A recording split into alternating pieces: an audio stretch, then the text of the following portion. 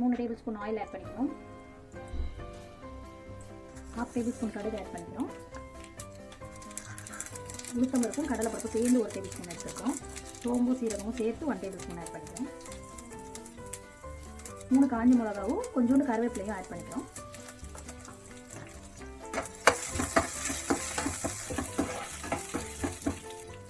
ஒரு 6லேருந்து 7 பல்லு பூண்டு எடுத்து கட் பண்ணி தோல் ஊற்றி கட் பண்ணி ஆட் பண்ணிக்கிறோம். ஒரு பச்சை மிளகா பொடியாக கட் பண்ணியிருக்கோம், அதை ஆட் பண்ணிக்கிறோம். ஒரு பெரிய வெங்காயம் எடுத்து மெலிசாக கட் பண்ணி ஆட் பண்ணிக்கிறோம். 1/2 டேபிள் ஸ்பூன் வந்து மஞ்சத்தூள் ஆட் பண்ணிக்கலாம். 1/2 டேபிள் ஸ்பூன் வந்து பெருங்காயத்தூள் ஆட் பண்ணிக்கலாம். உப்பு தேவையான அளவு ஆட் பண்ணிக்கலாம். இப்போ கொஞ்சமாக தண்ணி ஆட் பண்ணிக்கலாம். ஒரு 10 ஸ்லைஸ் பிரெட்டு வந்து ஓரெல்லாம் கட் பண்ணி நான் எல்லாத்தையும் எடுத்து உதுத்து வச்சுருக்கோம், அதை ஆட் பண்ணிக்கலாம். அப்புறமா கொஞ்சம் கொத்தமல்லி போட்டுட்டு சர்வ் பண்ணிடலாம். இந்த வீடியோ பிடிச்சிருந்தா ஷேர் பண்ணுங்க. டோரா புஜ்ஜி கிச்சனை கண்டிப்பாக சப்ஸ்கிரைப் பண்ணிக்கோங்க. பாய் மக்களே.